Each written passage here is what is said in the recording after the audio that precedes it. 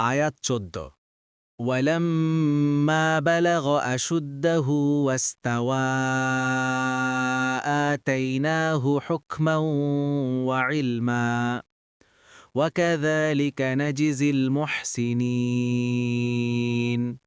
অনুবাদ: আর যখন মূসা পূর্ণ যৌবনে উপনীত ও পরিণত বয়স্ক হল, তখন আমরা তাকে হিকমত ও জ্ঞান দান করলাম, আর এভাবেই আমরা মুহসিনদেরকে পুরস্কার প্রদান করে থাকি। তাফসীর। ১ নং ফুটনোটের বিবরণ। আশুদ্ধ শব্দের আবিধানিক অর্থ শক্তি ও জোরের চরম সীমায় পৌঁছা। মানুষ শৈশবের দুর্বলতা থেকে আস্তে আস্তে শক্তির সামর্থ্যের দিকে অগ্রসর হয়।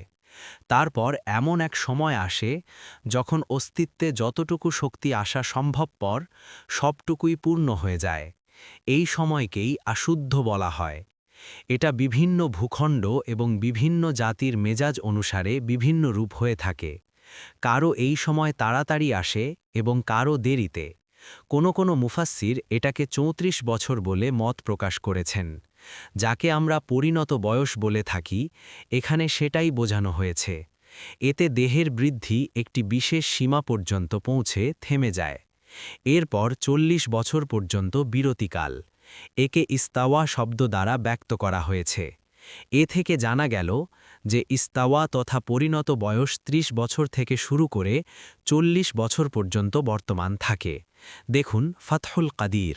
তাছাড়া সূরা আল আনআমের ১৫২ নং আয়াতের ব্যাখ্যায় কিছু আলোচনা এসেছে। ২ নং ফুটনোটের বিবরণ।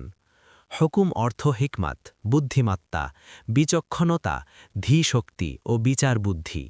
আর জ্ঞান বলতে বোঝানো হয়েছে দ্বীনি জ্ঞান বা ফিকহ, অথবা নিজের দিন সম্পর্কিত জ্ঞান ও তার পিতা পুরুষদের দিন।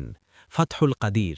কারণ নিজের পিতামাতার সাথে সম্পর্ক প্রতিষ্ঠিত থাকার কারণে তিনি নিজের বাপ দাদা তথা ইউসুফ, ইয়াকুব এবং ইসহাক আলাইহিমুসসালামের শিক্ষার সাথে পরিচিত হতে পেরেছিলেন। পরবর্তী তাফসিরে যেতে ভিডিওটি শেষ হওয়ার পূর্বেই এই বক্সে ক্লিক করুন।